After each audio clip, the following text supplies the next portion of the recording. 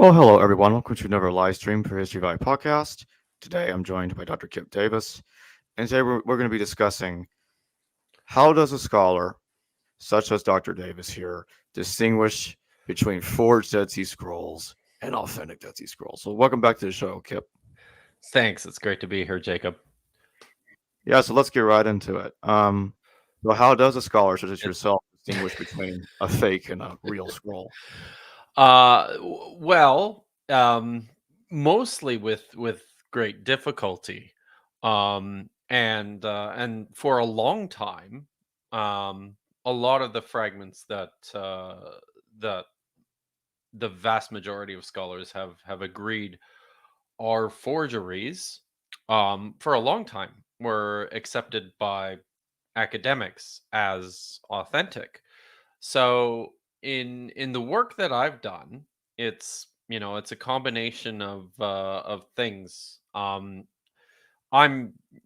uh I'm a scribal specialist. I'm a manuscript specialist. So the things that I tend to be looking for are, what does the material itself look like? The parchment, does it look like it's actual parchment, or does it look like it's properly prepared papyrus? Those are initial clues.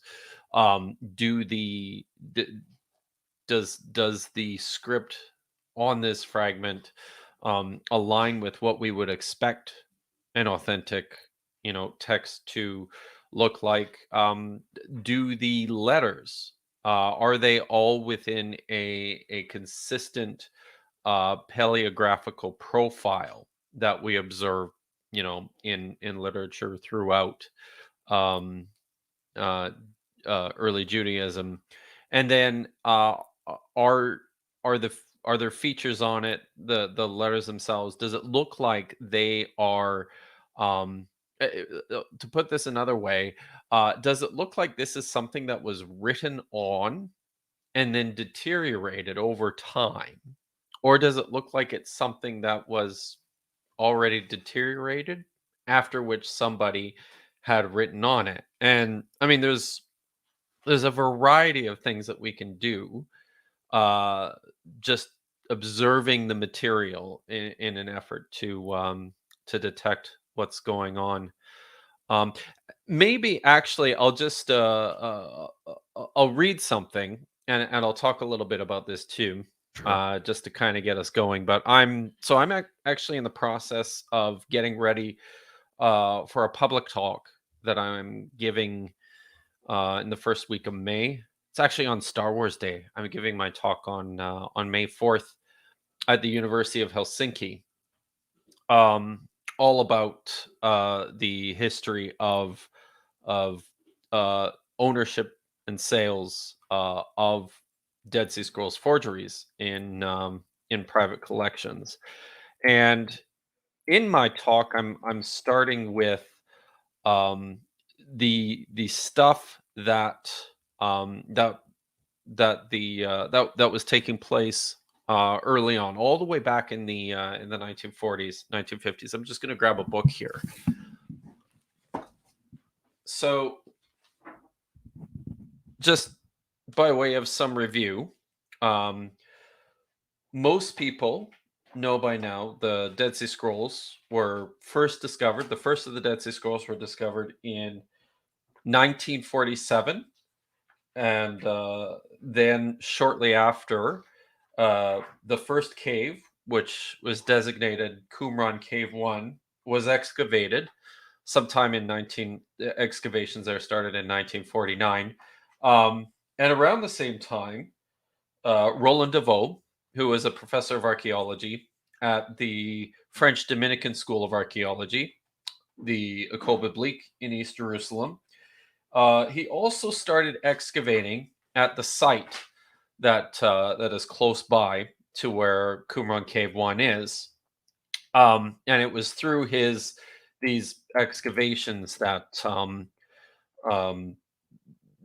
the connection started to be made between these manuscripts and this place, and thoughts about some of the people who once lived there. So In 1952, while excavations at Qumran were still going on, uh, the Bedouin who had found the first of the Dead Sea Scrolls from Cave One from the Ta'amida tribe started to bring in more material, more fragments, and more of this stuff started to come in.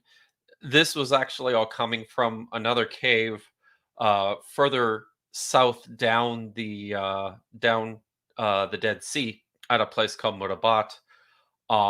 But at in the beginning of the volume where all the Murtabot fragments were published, Roland DeVoe published a series of his own personal journal entries from like his own diary, and in several of these, they're quite interesting. So, in the first one I'll read to you is from the 4th of January, 1952.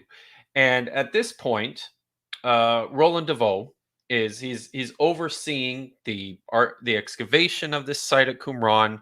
He's overseeing the study and the publication of the fragments themselves, and he is the one who's kind of heading up this whole project. So he's already established a relationship with this Bethlehem cobbler by the name of Khalil Iskander Shahin, otherwise known as Kando, uh, who is selling him fragments that he is himself purchasing from the Bedouin. And on 4th January, um, in the first couple of weeks of January 1952, DeVoe seems to be getting kind of nervous, a little frustrated about this relationship that he has with Kando, in large part because suddenly he starts to he is now being approached directly by members of the Ta'amida Bedouin with fragments for sale. So, for example, on the 4th of January, from his diary, and he wrote in French, and I'm not going to translate the French on the fly for you. Fortunately, Weston Fields has provided us English translations of all his entries in his book here. So he says Hassan Aid comes along with another Ta'amida called Hassan Farhan, who is older and more reflective. He first presents a very nice fragment of Greek papyrus. This ended up being a fragment of Greek remarriage contract 115. And he asks me what I would give him for it. Realizing that they could do business with me, he takes out another box full of fragments. This first bargaining took place without discussion and at a reasonable price. They promise to bring me back something else. This means that there is still work to be done there, and they freely admit it. Wishing to avoid this secret excavation, I point out to them that they do not know how to dig, and I offer to go along, but they exclaim that this is impossible and that the presence of a foreigner in the desert would alert the police. Then everything would be compromised. I decide that I should not insist at this time. So he's working at establishing this relationship with these Bedouin from the Ta'amida tribe, in an effort to get access, more direct access, to this material. So then on the following day, the 5th of January, he says that Hassan Farhan returns alone. He has established himself as the intermediary, and he brings me some fragments on which there is almost nothing written. But I take them nonetheless. The same day, two new Ta'amidas appear, Abed and Mahmoud Hussein. The latter claims that the fragments I bought yesterday were found by him, and he wants to know how much I paid for them. I do not respond. He tells me that there are other fragments and that he will bring them. While they were there, I am summoned by Kando. This is the antiquities dealer with whom he's been dealing with in Bethlehem. He says, I receive him in another room, but he notices the Bedouin who see him. The game is going to become difficult because the Bedouin would like to do business directly with me, but Kando would not want to lose his profit as an intermediary. So Kando offers me a very nice batch, amongst which there is a large Greek papyrus, a papyrus with several lines of big Phoenician characters covering a very faded text, but which also seems to be written in Phoenician characters. A fragment from Exodus, coming from the same roll as the fragment previously bought. This is a fragment of Exodus chapter 4. He tells me that Mr. Harding, this is Gerald Lancaster Harding, who is the director of the Palestinian Archaeological Museum. He tells me that Mr. Harding must come and see him in Bethlehem. I know this already, but that he will not show him everything, and that he will keep the nice pieces for me. I refuse, and I strongly advise Kando to show everything to Harding. He left very disappointed. Then, that afternoon, Hassan Eid arrives, and he says that he has forgotten a fragment yesterday that he is bringing me now. And then something very strange happens here. Hassan Eid says this is a fake.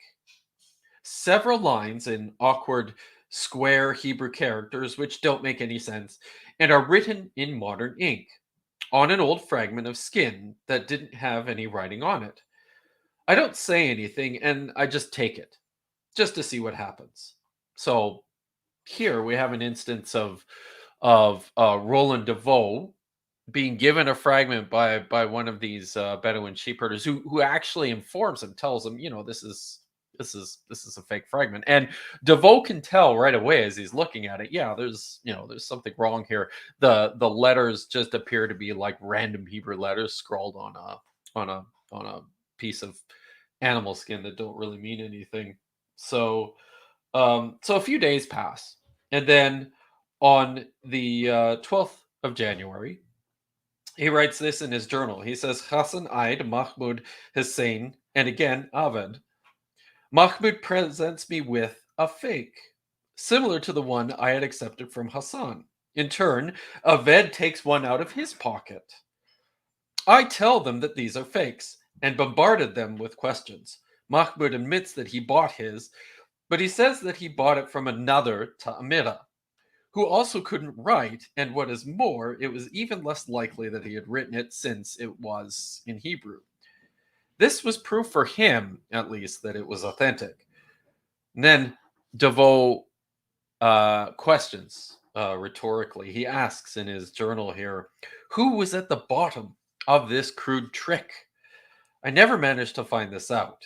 And this is an editorial comment he provides for the volume. He says, I never managed to find this out. It was probably a semi-literate person living in Bethlehem. So after all of this, he says they went away sheepishly.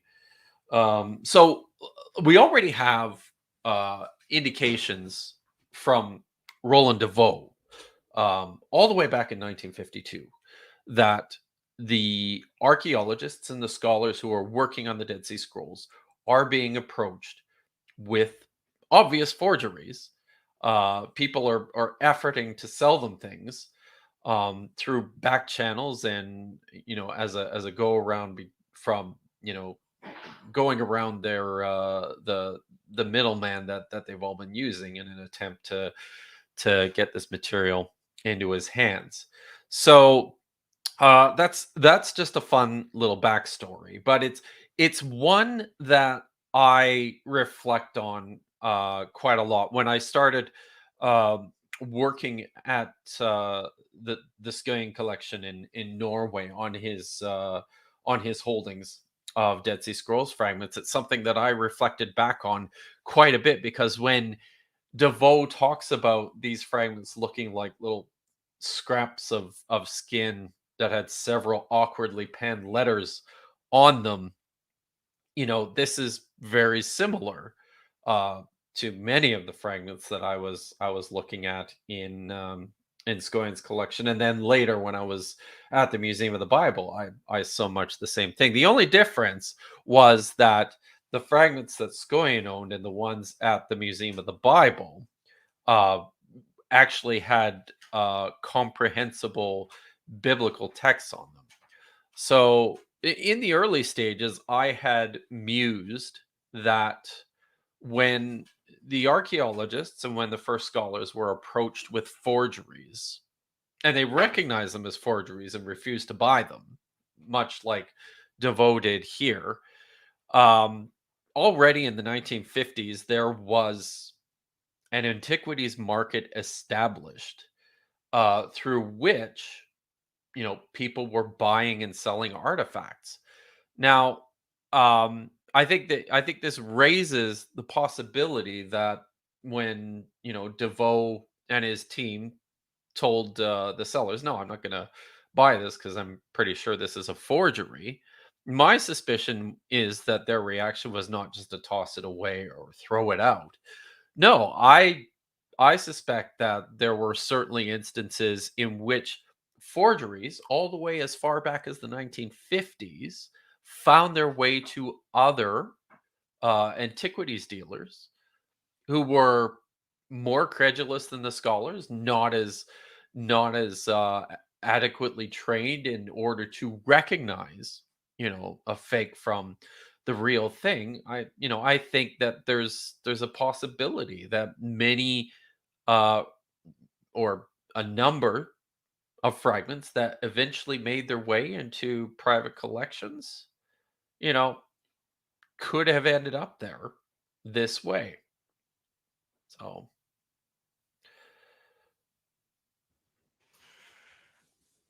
Based on revelations that are that did not take place so long ago about scrolls in museums, or a scroll over there or a scroll over here turning out to be fake, that which was believed to be authentic before, would it be fair to say that this highlights the great difficulty that you mentioned earlier, that the techniques of telling if something is a fake or not is not always perfect? Something can slip.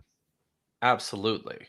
And even still, there are, even though the work that I and other scholars have done on a number of these fragments to demonstrate the problems with them and to show that they are in fact forgeries, even in spite of all this, there are still scholars who maintain challenges to that, who come out and say, "Yeah, I'm not convinced. It's not clear to me." I think most famously, Emmanuel Tove, the great Emmanuel Tove, who was the last editor of the Discoveries of the in the Judean Desert series, has basically sat on the fence here and said, I can't make any comment, and I won't make any judgments about these little fragments in private collections until the same sorts of scientific tests that have been conducted on them,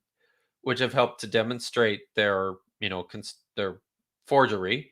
He says until the same sorts of tests are done on fragments at the IAA in Jerusalem at the Israel Antiquities Authority, that scholars are certain of are authentic. He's like, I'm just going to reserve judgment on this. And there are a few scholars who have, kind of taken a hands-off approach.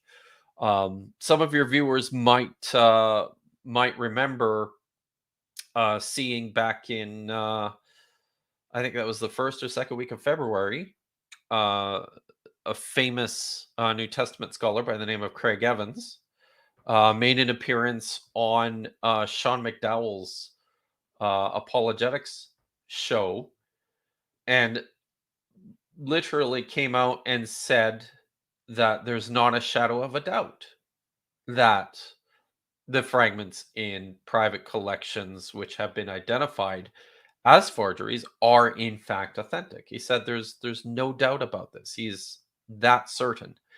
But a lot of this does illustrate that it is quite complicated. It's not always a straightforward thing. That there are a number of things that scholars need to take into consideration when drawing these sorts of conclusions. I could probably why don't I pull up, see if I can pull up an example here to Sure. illustrate some of what I'm talking about. Just thinking of how to find it. Um, uh,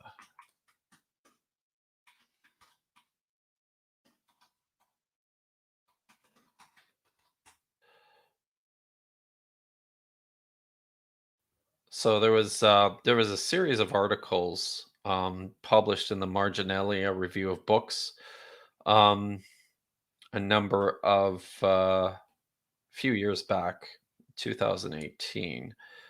Um, let's see. Oh shoot, I just missed it. Oh, there we go. Okay, no, that's not it. Here we go. So I wrote this. I'm just going to share my screen here.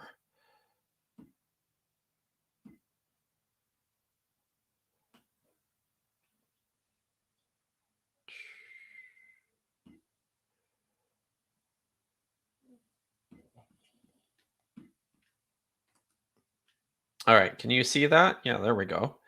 Okay, I wrote this. I wrote this article back in 2018 called "Gleanings from the Cave of Wonders: Fragments, Forgeries, and Biblicism in the Dead Sea Scrolls," and I featured here um, a picture, and I'll zoom in on this, and I'll talk a little bit about what's going on here. So, this is one of my favorite pictures of all time.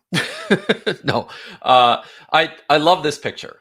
Um, and there's a story behind this. What you see in the background here is a very uh, zoomed in image of a small fragment that belongs to the Museum of the Bible, on which is written text from Nehemiah chapter 3.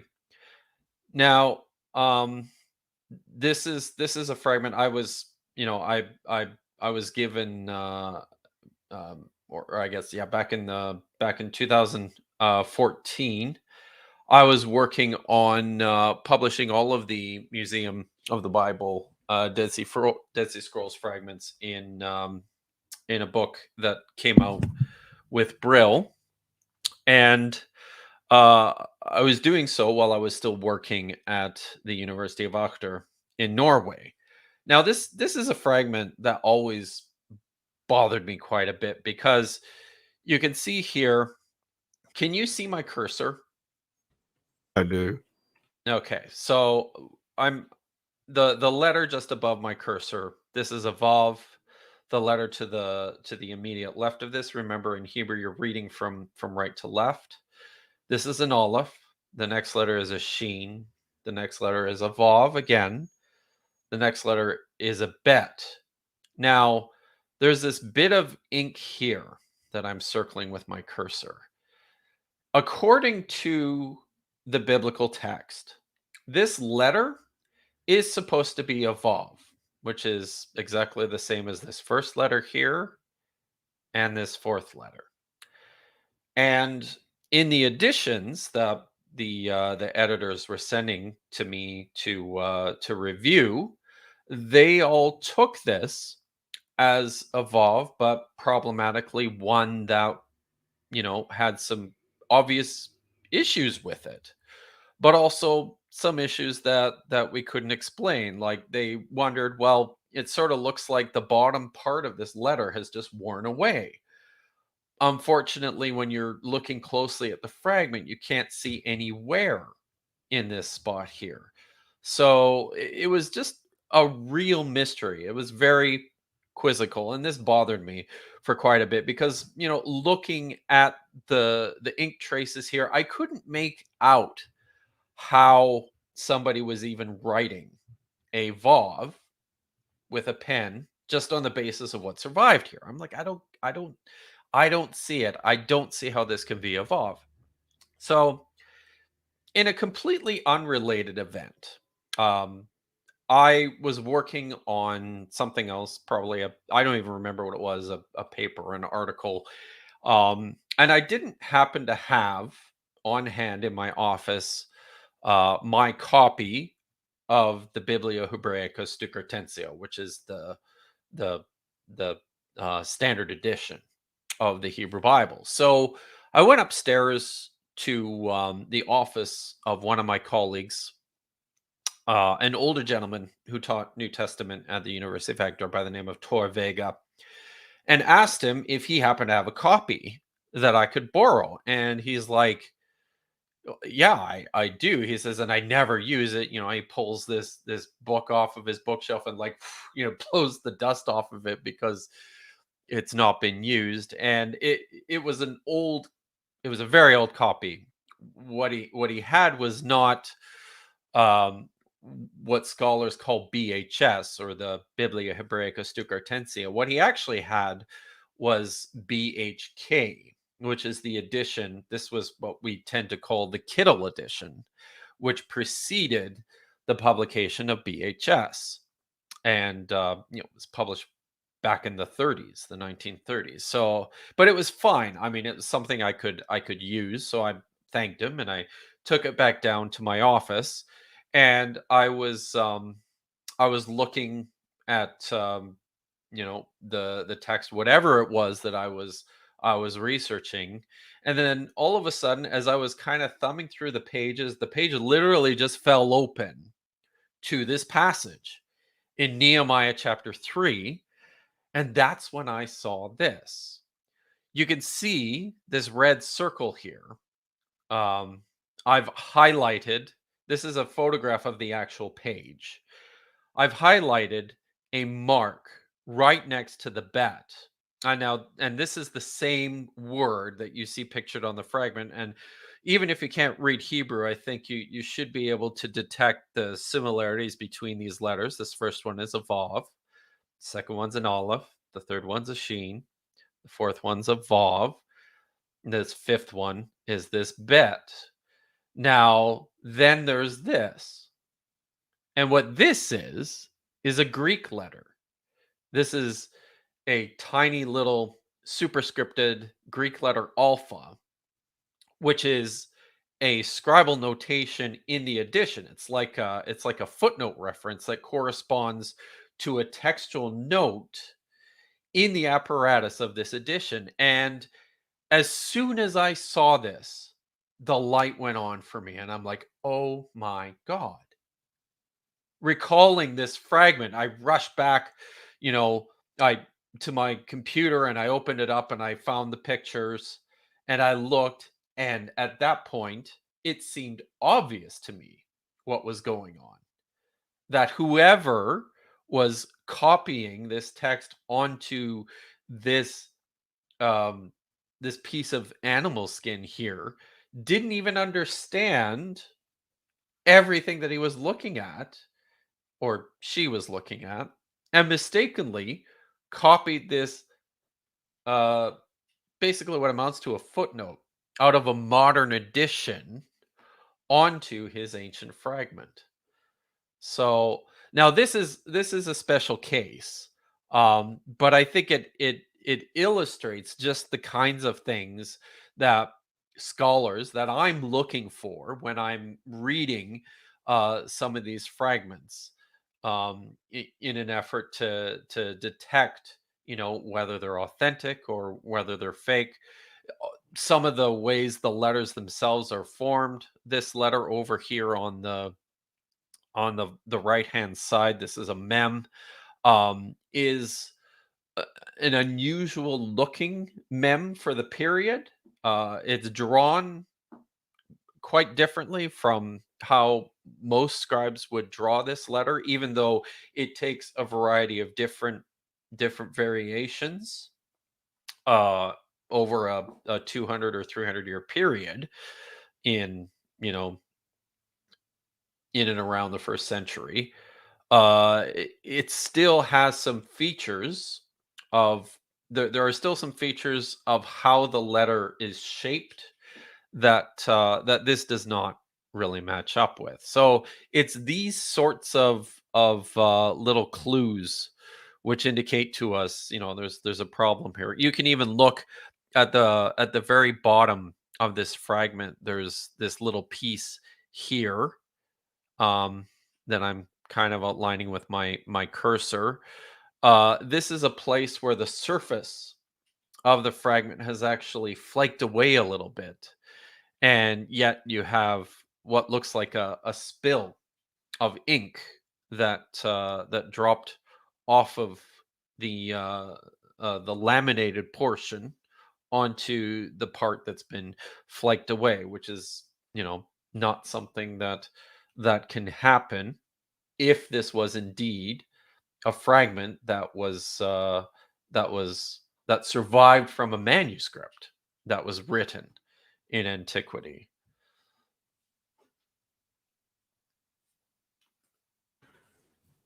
This gets me to this question. When you look at a scroll and you see that somebody made a mistake, how do you tell the difference between somebody just made a spelling mistake writing in the ancient world and they Mm. didn't correct it to somebody in the modern time that was faking it and that's where the mistake was made? Well, I mean, the kind of mistake that I pointed out was an obvious one, right? That's the kind of thing that just is impossible to take place in antiquity. But uh, I think what you're asking and what you're getting at is in terms of actual spellings, um, spelling of words, that would be much more difficult to tell, in large part because people in antiquity, I know Bart Ehrman likes to say this, that people in antiquity didn't spell any better than they do today. So oftentimes spelling is not a great way as to detect um forgeries, to see fakes. um there The kinds of things that I tend to look for have less to do with, um I guess, anomalies in terms of how a word might be spelled, and more in terms of how things are written. I'll pull up a couple of other examples here. Um, just let me just see if I can find. There we Mm, go. Okay, so um now, that's not to say that there aren't cases, like if you see something, I think mm, you could say the kinds of things that Roland DeVoe was observing when he talked about um problems with the fragments which he was certain were forgeries. Looking at that, you could chalk some of those up as having to do with how things are written or how things are spelled, because much of what was written on the fragments he was dealing with was utter nonsense. mm, I'll bring up a couple of examples of the forgeries. These are all at the Museum of the Bible, um, in an effort to try and illustrate some of the things that I am looking for in my work. So uh, the quality of some of these pictures aren't going to be the mm. best, but I think here we go. All right, we can see that one. That doesn't look too bad, I don't think, does it? Nope. All right, so here on this fragment, some of the things that we're looking for, everything's spelled. The spelling is fine. Um, I believe this is a fragment of the book of Daniel.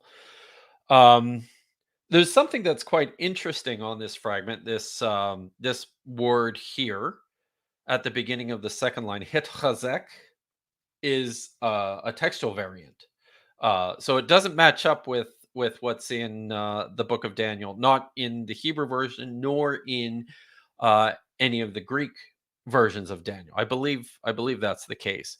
So this was a very exciting fragment, um, from the outset, just because it suggested, there's a textual change here. There's a variant.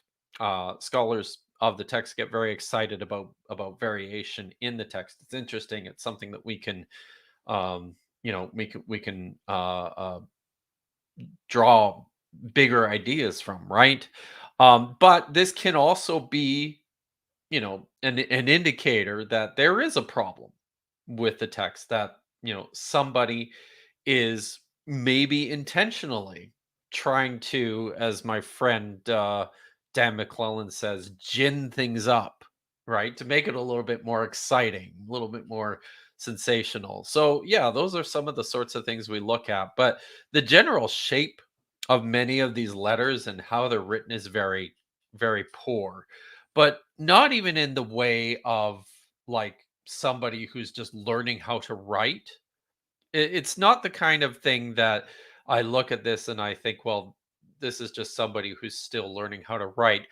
The quality of what's here has a lot more to do with what it looks to me is like they're struggling with the quality of the surface of what they're writing on. And then this comes out in other ways. You'll see at the top here, first of all, notice this second line, which looks quite complete, and the third line, they're very straight.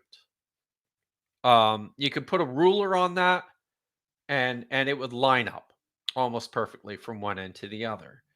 But now look at this top line here. Now, with Hebrew, unlike in English and other languages which use our alphabets, we when we write on a on when we write, we tend to write on the line. If you're using lined paper, you set all your letters on the top of the lines. It's different. It's the reverse in Hebrew. In Hebrew, you set your letters suspended from the line. So you align your letters with the top. But even when you do that, the bottoms of your lines are still going to match up quite a bit too. So but look at what's left here of this top line. You've got like a little stroke of ink here. You've got a letter in this protrusion and another stroke beside it. And we can sort of imagine where this line goes relative to the lines below it, but you've got some traces of ink here on the left, which look like they're not actually following the line so straight and evenly as down here, but actually look like they're you know following the contour of the fragment, which is causing them to drift down. Um, I've got better examples of this kind of thing. I'll show you here.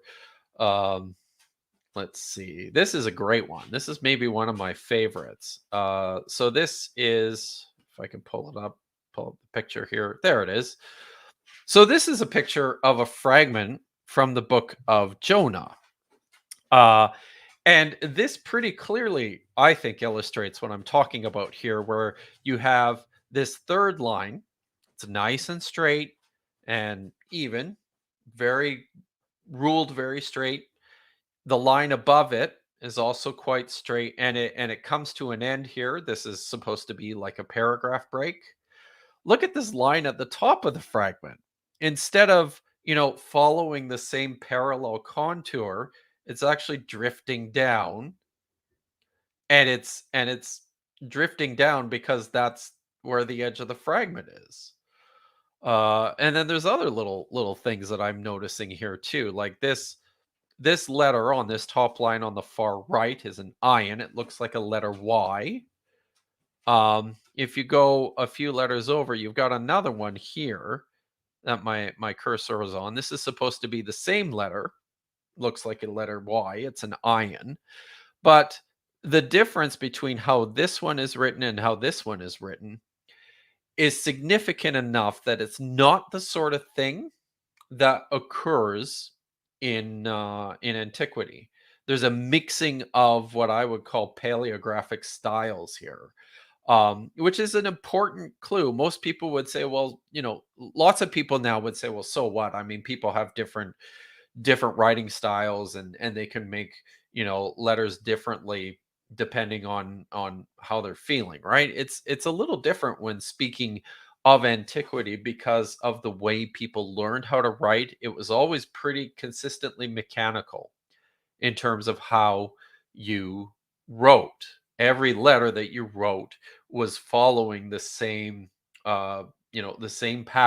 They don't all look identical, but they look similar enough that you can always see the mechanics of the actual writing itself still within the letter. Now I'm gonna look at this bottom line.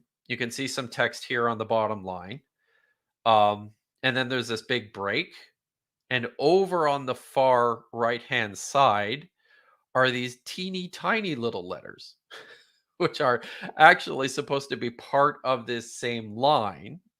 But then when you actually do put a ruler on this line, like I do when I'm working in Photoshop on my big monitor, you'll see that these letters are super tiny and they appear way above the line. So right away, like this is the kind of clue that I look at and I say, this looks more like somebody was writing on this fragment after it became a fragment than that somebody wrote on a manuscript and the manuscript deteriorated and this is what's left. And I'll show you one more here. Um, so I think this one here. So this is a bit of a larger fragment, and it's a copy of text from the book of Jeremiah. And see if I can spot what I was looking for here. I don't see it offhand. Shoot. Uh, Maybe it was a different fragment I was thinking about. But in any event, same sorts of things taking place here as what I see on other fragments.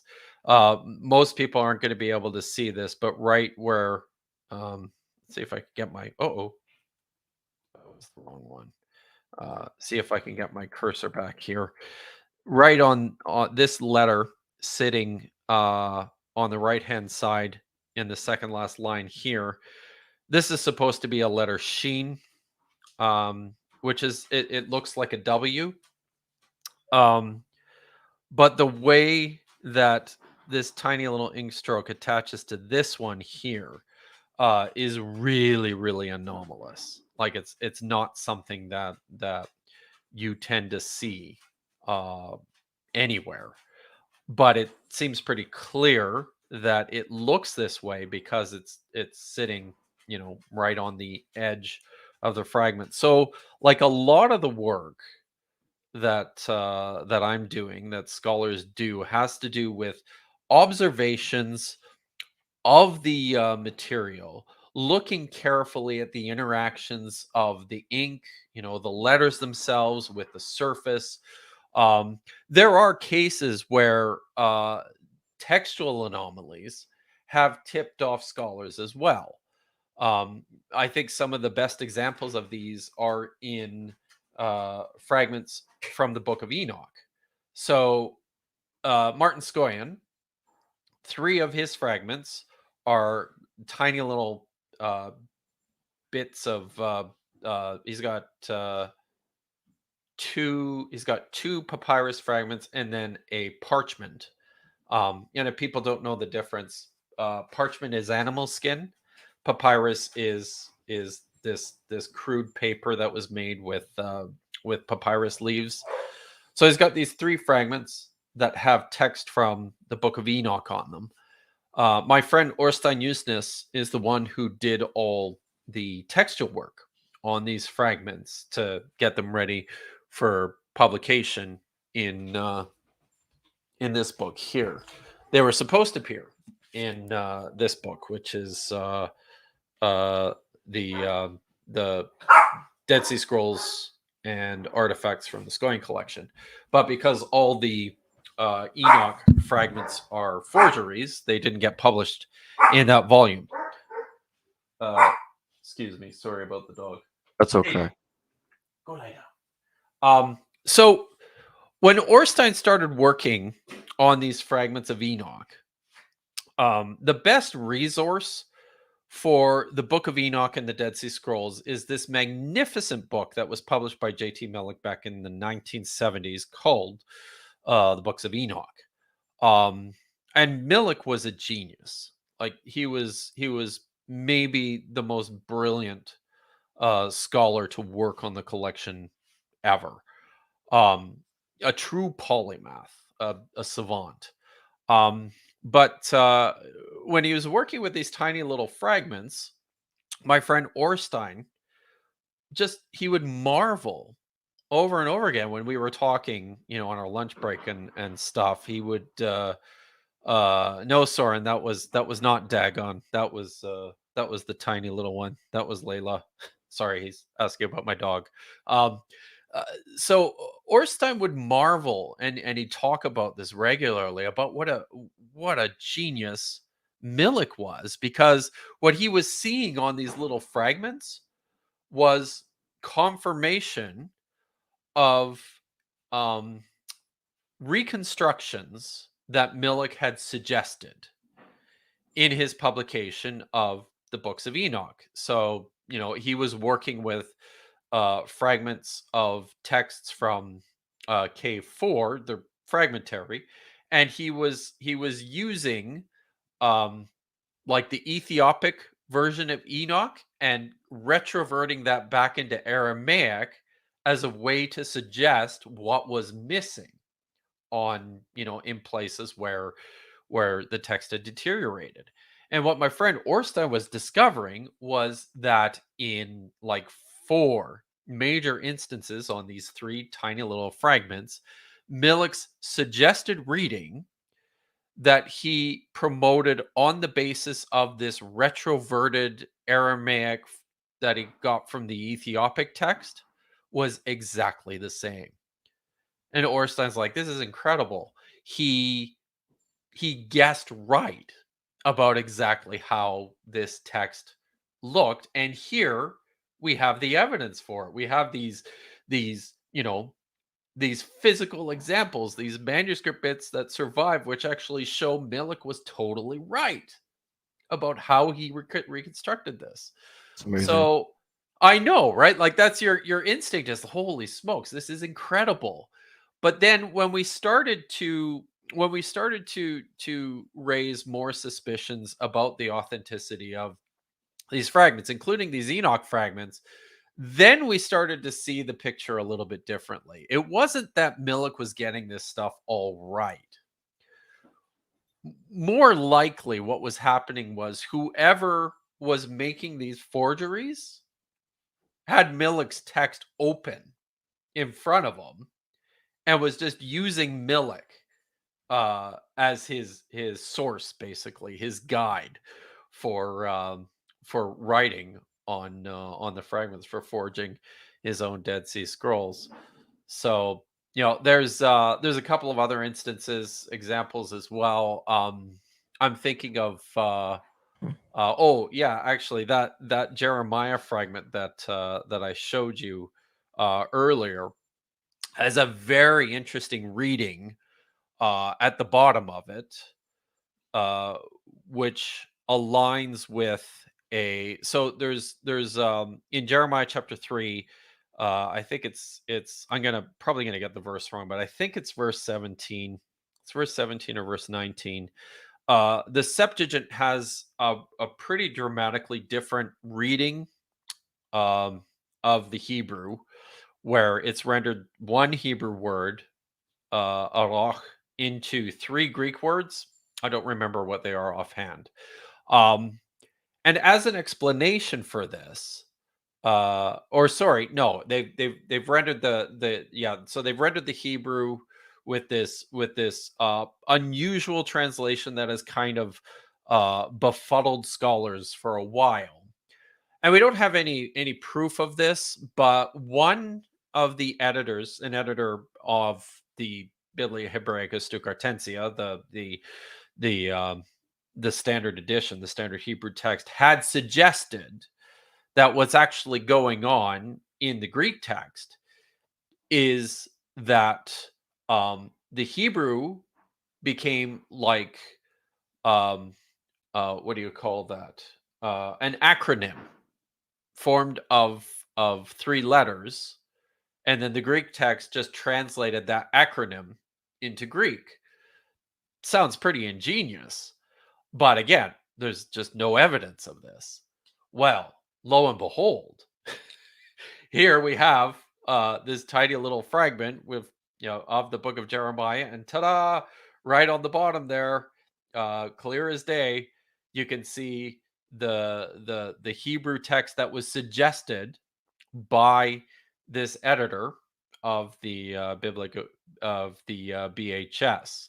Um, you know, there you go. There's proof of this brilliant scholarly suggestion. So again, these are the types of things that more and more as I spend more and more time with in dealing with forgeries, these are some of the things that I look for that tip me off as to, is this really an authentic text, or is this something else?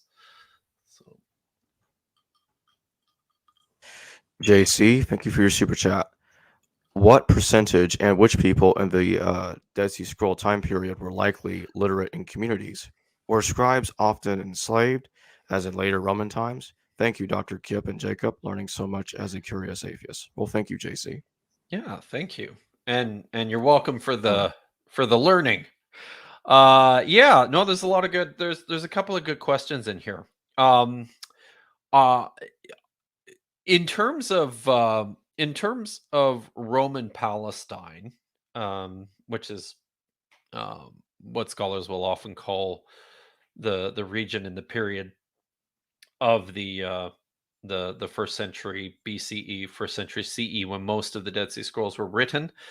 Um, I'm not sure that there's much evidence as to whether Jewish scribes, were enslaved, or whether they were all part of like a guild. Um, but I think there's good reason to think that these could have been enslaved people. But I'll just get this out of the way right at the outset. I'm not sure. Um, it's something I would have to look into. But insofar as uh,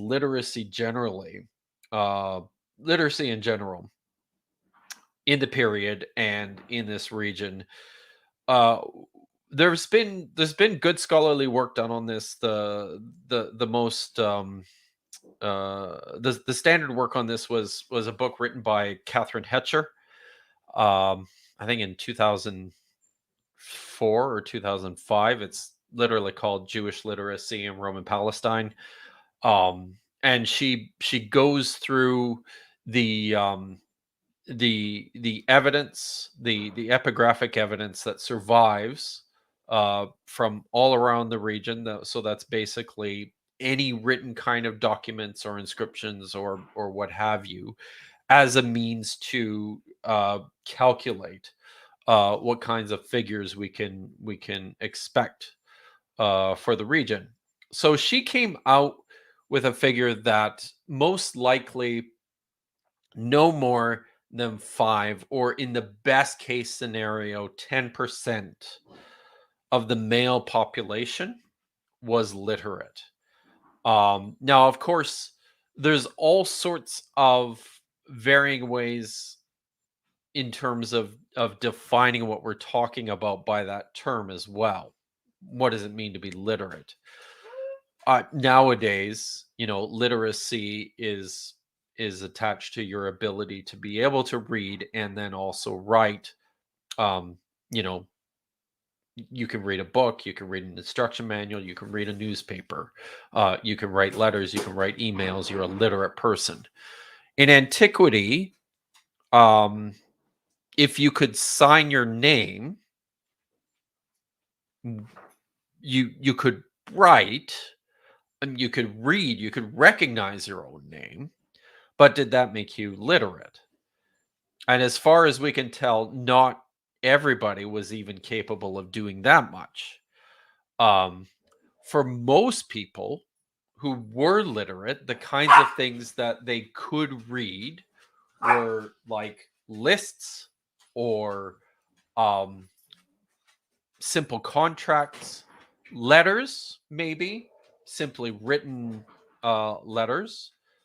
Um, but it seems a very good bet that most people could not read much more complicated pieces of writing like literature, stuff that survives in, from, if we're talking about Hebrew and Aramaic, stuff that survives in the Hebrew Bible. The vast majority of people, even people who could read um, a little bit, wouldn't have been able to read the Bible.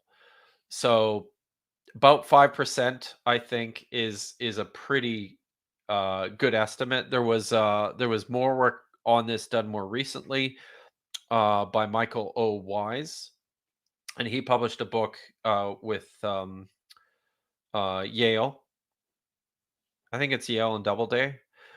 He published a book on this, and he came up with an even lower number. I think he said 2 to 4 percent.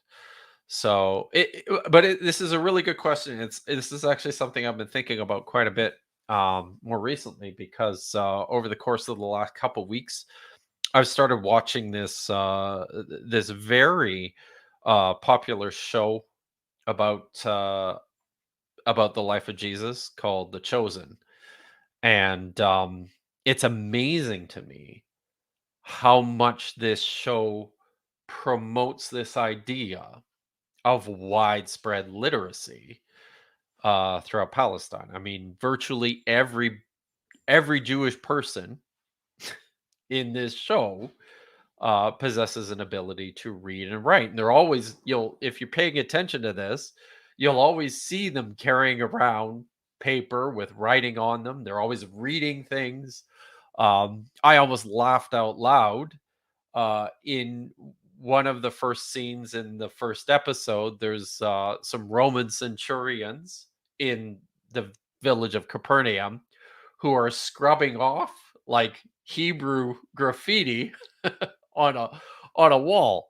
Um, Now, one of the things that Hetcher included in her investigation as to, literacy rates, was the survival of any kind of graffiti, and there's none. There is no graffiti from the Roman period in Roman Palestine. Um, Now, the reason there's not is most likely because the vast majority of people were just not capable. They didn't know how to read or write. Interestingly, there are lots of places throughout the Mediterranean where ancient graffiti survives, and it's an interesting indicator as to uh, how widespread reading and writing might have been in certain places at certain times. So the situation in in Judea, in Roman Palestine, seems to have been that people living there, compared to people living in other places in the Roman Empire, like in Rome or in Alexandria, um, were by and large less literate. But thank you for the question.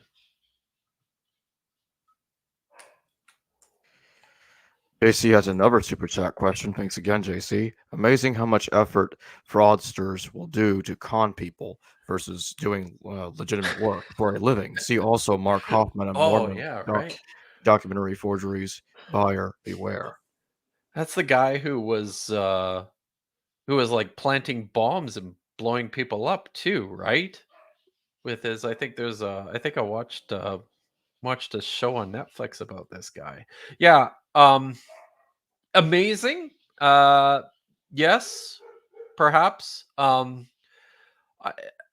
I kind of tend to think that this is, I probably shouldn't say this out loud, but sometimes I wonder if art fraud is not a victimless crime.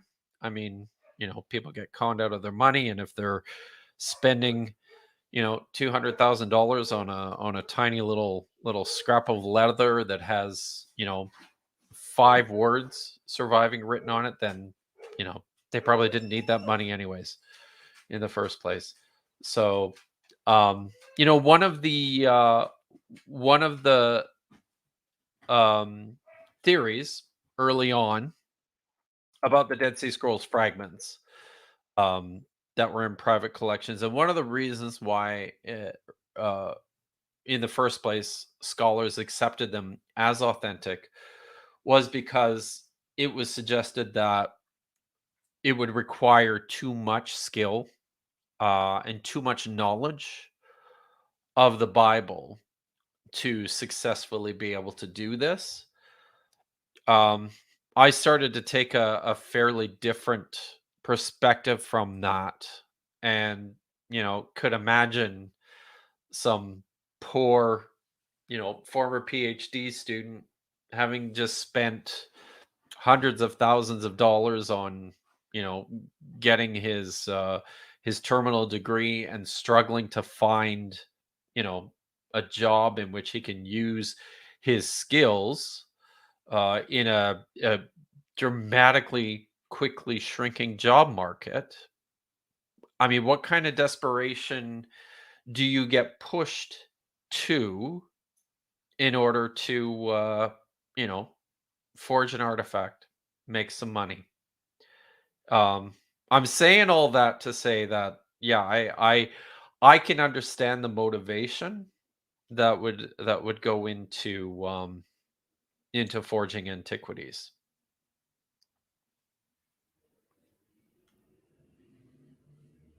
Elderhead, thank you for your super chat. Looks like he doesn't have a question. He's So I got guess I'll just ask my final question Yeah, before we sure. conclude. What has been, if you can think of one, the single most difficult and most controversial alleged forgery in regards to the Dead Sea Scrolls that you've ever seen? Like, there's In debate, and regards to the Dead it, Sea Scrolls. somebody, in other words, somebody did such a masterful job at forging it. People really are just divided if it's authentic or not. So I think um yeah, I don't know if it and it's hard for me to think about a specific manuscript or a specific fragment well, actually no, there probably are a couple. So my friend and colleague Orstein Usnes believes that virtually everything that was sold to private collectors after the 1990s basically are modern forgeries. And there are a lot of scholars who are like, no, I mean, there's some things that are authentic. So there are a few fragments in particular in Skoyen's collection. The story with Skoyen goes something like this. In 1993, he says that he was in Israel and that he went to Kando's shop. Um, and met Kando himself, who was a very old man by this point in time. And Martin says that he asked Kando directly if there was a chance he could purchase any Dead Sea Scrolls fragments. And he says the answer that Kando gave him was, quote, "Those days are over. Those days are gone." And that's the last as far as Skoyan knows, that's the last that Kando said about this, and then he died shortly thereafter. Um, so shortly after he died, Skoyan managed to buy some authentic fragments, and we're certain of this, like of their authenticity. They're these tiny little things. There's like um, one is a small little fragment of one QSB that belonged to William Brownlee, who was one of the first scholars working on the Dead Sea Scrolls, and he received it as a gift from the original owner of one QSB, Mar Athanasius Samuel, um, in appreciation for all the work and the help that Brownlee had provided him. So Brownlee got this tiny little fragment. In the 90s, Skoyan approached the Brownlee family and was able to convince them to sell it to him. So, after Kando had died, he had managed to finally, buy an actual Dead Sea Scrolls fragment from, one of these early scholars, and he got a couple of others that way too. He managed to purchase a tiny little fragment of the Genesis Apocryphon, which was similar sort of story. This one belonged to John Trevor, who had the Genesis Apocryphon in like his briefcase, and was carrying it from one place to another and delivered it. And then it was like weeks later, he opened up his briefcase and found like a tiny little fragment of the manuscript had flaked off. And when he went to return it to the owner, he said, "Oh, hey, I found this in my briefcase. I need to give it back to you." The owner was like, "Oh, whatever. Just keep it. It's yours.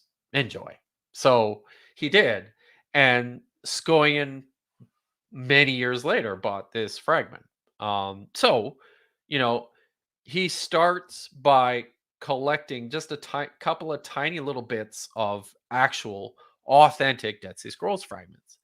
Um, then he says in his he wrote just like a brief little history of his purchases of his collection in this book, and in it he says that after these purchases he had an idea, and he approached uh, Cando's sons, William and Edmund Cando, who were now running the family business, and he said to them, your father sold Dead Sea Scrolls fragments back in like the 50s and the 1960s to private collectors. Surely you've got some records in there, like receipts of sale, um, that you can go and find, and maybe you can put me in touch with these people to whom your father sold Dead Sea Scrolls, and I can just check and see if any of them are interested and willing to sell what they bought from your dad directly to me. So he says that he got four fragments in his collection, precisely through uh, this chain of custody, where Cando's sons, William and Edmund, provided Scoian with some contact information for these people who, they had records of purchasing fragments from their father. And he managed to buy, a pretty sizable fragment of Leviticus on two columns that, to my eye, looks authentic, looks totally authentic. Pretty large fragment of Book of Joshua, also to my eye looks totally authentic. Um, and a smaller one of the Book of Judges that I think also looks pretty authentic. And then another one of the Book of Joel that I am, less certain of. I could go either way on that. I can see the argument for why it might be a forgery, and my friend and colleague Orstein Usnes is convinced that it is, but I'm just not there. So I think there's a possibility that it could be authentic. So there are a few of these, and I would say those are probably the most controversial, are these ones that Scoian purchased early. Um, in terms of antiquities more generally, I would say that something like the Marzea papyrus, which is this small little piece of papyrus that contains the earliest mention of Jerusalem. It's been dated to, I think, 1200 BCE. Um, but there's a lot of controversy about this particular fragment. The Israeli government uh, has used it to promote, you know, much of their own ideology, and on the other side of the coin, you've got a number of scholars who have suggested, there's problems with it. There's problems with the script.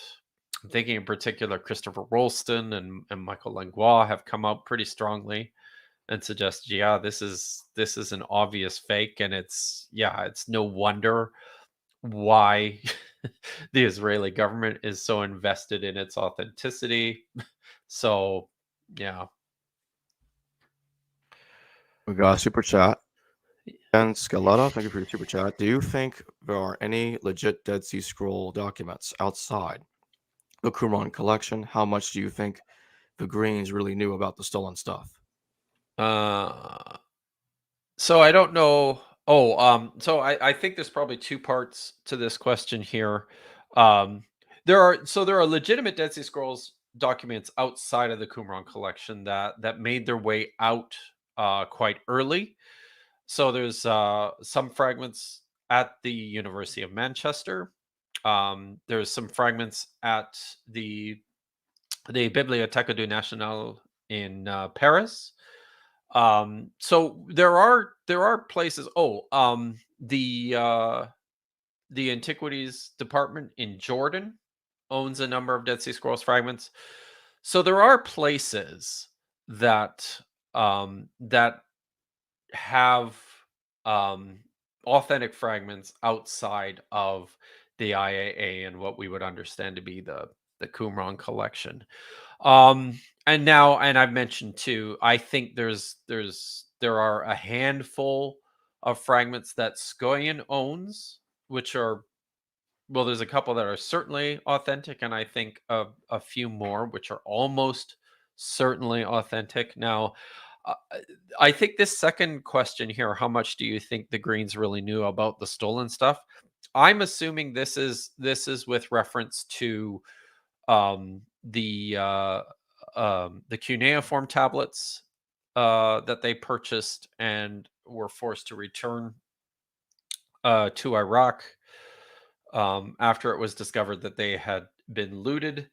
Um, that's a difficult question because I think that the Greens have maintained their innocence in all of this on the basis of the fact that they just didn't know what they were doing. They were new to this. We're just a bunch of bumpkins from Oklahoma. What do we know about buying antiquities? We trusted other people who gave us advice, and they gave us bad advice. And if we had known, we would have done things differently. This is the way that they have presented their involvement in the their purchase of these cuneiform tablets from Iraq. For people who don't know, the Green family back in I think it was 2016, 2017, had to pay $3 million in fines, uh, and returned, I think it was 10,000 fragments of cuneiform tablets that they had purchased because it was discovered that these tablets had been stolen out of the Iraqi National Museum at some point during the Gulf War. So, yeah, big problem. Um, so I think that's the green side of it. They've maintained their innocence in all of this, and on the basis of their naivety. Um, but I think it's fair to ask the question about plausible deniability here as well. I mean, I think an antiquities collector is probably um there's probably some interest in staying as in maybe only making sure they only know enough to know what's going on, but not knowing too much to get in trouble for it. So I don't know, but I could see it both ways. Well, thanks for joining me today, Dr. Kipp. This has been Yeah, this was really fun. fun. Yeah. And I like to thank Good. those that super chatted their questions. They were great questions. And I enjoyed listening to Dr. Kipp's answers to those questions. All right. Well, thanks Excellent. again, Dr. Kipp. Yeah, anytime. Hello viewers, thanks for watching this video from the History Valley YouTube channel. Please don't forget to subscribe and hit the notification bell. And if any of you wish to further support this channel, please consider checking out this channel's Patreon page and becoming a patron, and or donate through PayPal or through Super Chat during a live stream. Thank you.